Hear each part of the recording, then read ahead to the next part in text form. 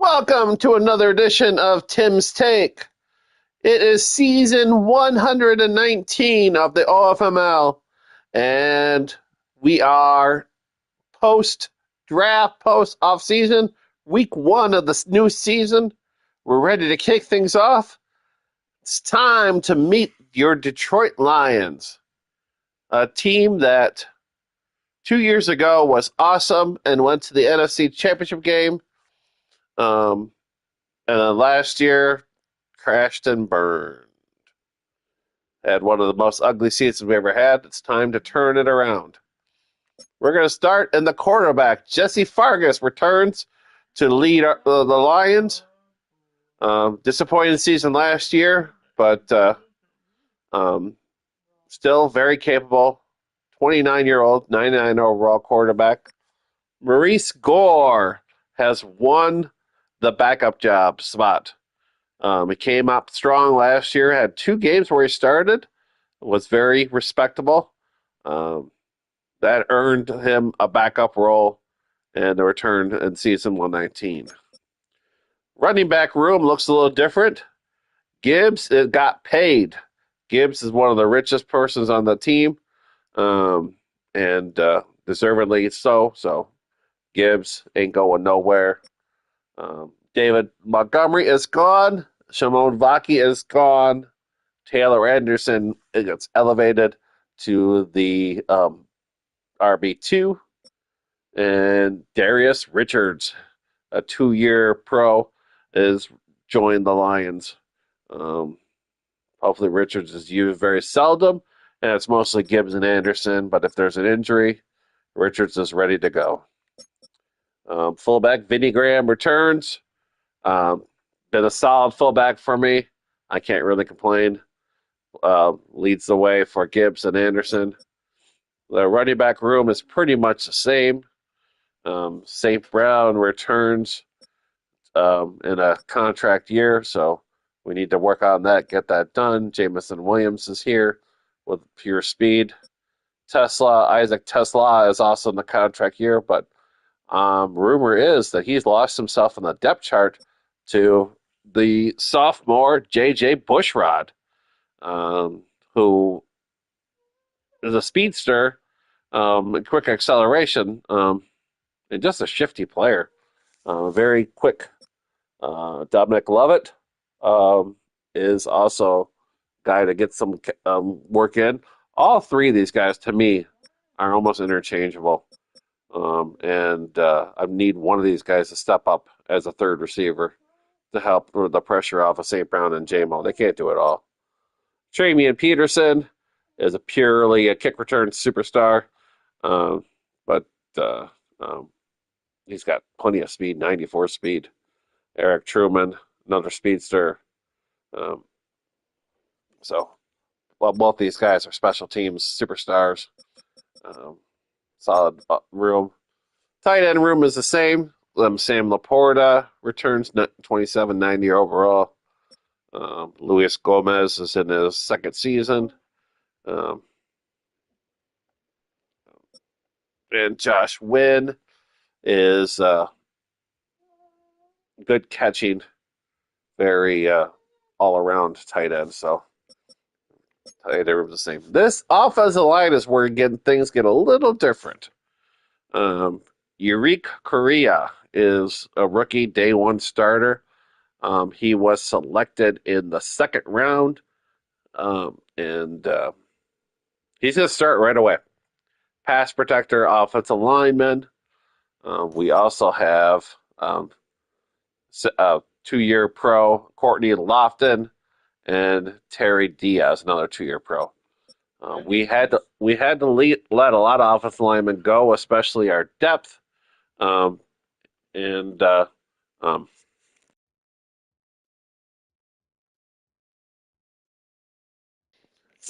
we had to fill them with younger players. What happened to Penny Sewell, you might ask? Penny Sewell is going to move to left guard.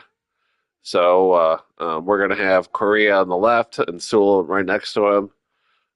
This creates the big blocking offensive linemen that Gibbs and Anderson need.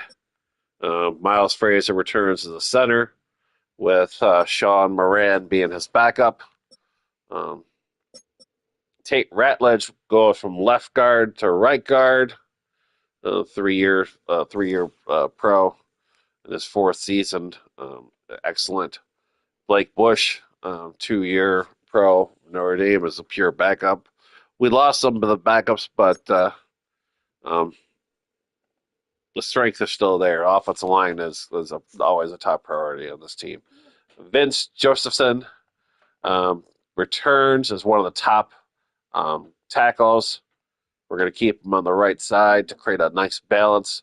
25-year-old, 90 overall, just does whatever you want him to do from an offensive lineman standpoint. AJ Ingalls was a drafted rookie in the third round. Um, and he's a day one starter, future starter, but there's no holes. So hopefully I don't have to use him. But if I have an injury or something is not gelling, then Ingalls will get a chance to play.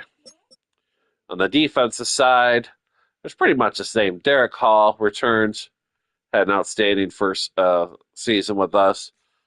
He gets paired along with KJ Connolly, who was drafted as rookie last year and saw a lot of action here, there, everywhere. Very versatile. He can actually play linebacker too, which is cool.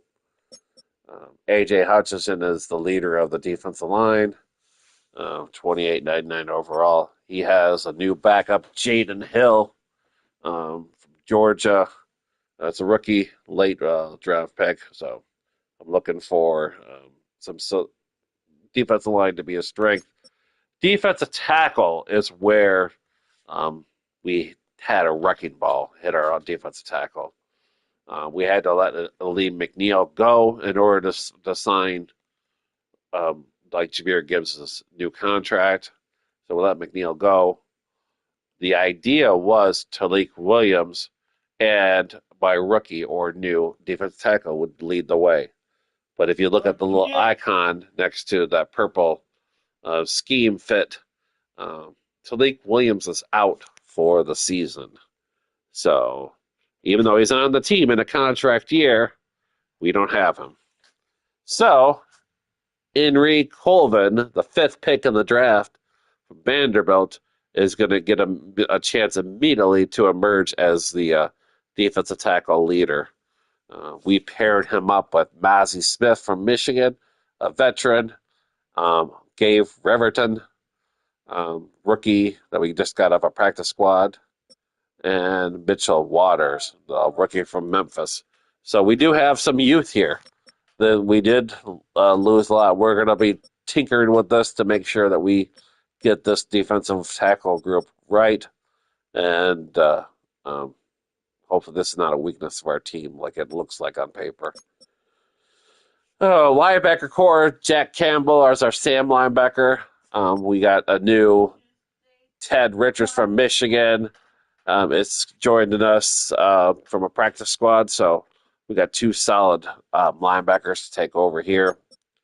Michael Phillips and Jesus Fernandez as our two outstanding middle linebackers. Fernandez is very good on special teams. He's always flying to the ball, so we want that to happen again.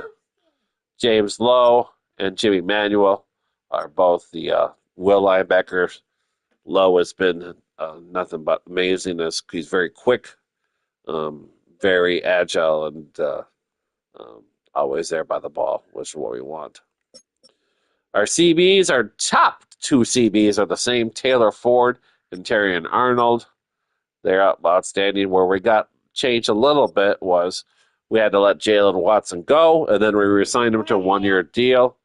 And then we're really counting on the emergence of Tequan Hardwell, the rookie from last year, that has a chance to emerge as a dime or even nickel defensive back. Desmond Curry, another one from rookie from last year's draft, and Terrell Pierman. Safeties are pretty much the starters are the same. The depth, the backups are not. Kirby Joseph comes back in, one of the real leaders of our defense. just been outstanding safety. Ashton Davis, the veteran behind him, just a jack of all trades, can play everywhere, bridge player, which is definitely something we need on this team. Brian Branch is another. The Joseph Branch combo at safety is just remarkable. They both can play anywhere and fly around wherever the ball is. Um, 2-year pro Trent Allen comes in as the backup in Alabama. As you see a lot of this, we did replace a lot of the depth we had in the team with a lot of youth. So we have definitely a youth movement coming on from Lions. As far as kickers, Jason Sanders. Never go wrong with a Lions player named Sanders on your jersey. Um, he's just not getting number 20. He comes in as our kicker, and Ethan Evans comes in as our punter, along with Joshua Gray, who is our newly long snapper from Oregon State. So there you go on our draft picks. Our practice squad, there's nothing really. Jordan Escobar was on our team last year. J.C. Harbour, Bierman was on our team last year. Um, Nothing too fancy. Manny James from Michigan State. Hey, good school. Nasser Kilpatrick, a rookie. I like to put a lot of rookies, a lot of vets. Dylan Baker, TCU quarterback, who lost the competition to Maurice Gore for the backup. So he's going to be one to um, hopefully he can develop some of the practice squad. Ebony Ward, Taylor Lopez, and Don Nalen. So as far as our schedule this year, it's a very interesting schedule. We open up on the road in the Lambeau Field in Green Bay. Then we go to Buffalo. I like to get our cold cities out of the way early. It's so beautiful. Then we're home for a home opener against Tennessee. Back on the road to Chicago right away. Right away, the first 4 weeks, you got 2 division games. That's really throwing into the fire right away. Home against the Saints, the Eagles, at Jacksonville, the old rival we had with Big Hurt when he was the Minnesota Vikings. We got to see him in Jacksonville. And speaking of Vikings, right after him, we got Minnesota, Green Bay. Both our matchups against Green Bay are done by week 9. Wow. San Francisco's been awesome. The way that Zoes ran that team. So good job leading that team. Roger and the Texans, always tough, always difficult matchup. Bill in New York against the Colts. We got to go to Indy. And then we play actual Bill in New York, the New York Giants. We got the Minnesota Vikings, Chicago Bears, um, Commanders. Again, we always play the Commanders. And second year in a row, we played the Dallas Cowboys to end our season. So very difficult schedule. A lot of tough opponents, but the NFC is a gauntlet. So we got our work cut out for us. But I believe we could turn this around. We lost a lot of depth in this team, a lot of starters, but replaced them with a youth movement, and we're looking. If you look at our salary, where we're at in our salary. Our salary perfect. Our cap space is 520K, perfect right where I want to be. The big contracts we have. You look at this. Fargus is 3 years remaining on his deal. Look at Gibbs' deal. We had to pay Gibbs, so Gibbs got paid big time. That was one of the big ones. Well, we can't let him go. Hutchinson's got 3 more years. Penny Sewell's making 43 million this year and then 38 the next. Look at Hutchinson; he's making 16.7 mil this year and 32.2 next year. So AJ's Amon-Ra St. Brown is making 41 million this year. A lot of money, a lot of money. But we got to play our money right, and then get this team right. we can turn the corner and be better than we were um, last year. But that's not saying much. The goal is to win the division, and we can do that. So that's all I got to say. Tune in later on today about 5 o'clock when they play Green Bay. Priest should be a fun game and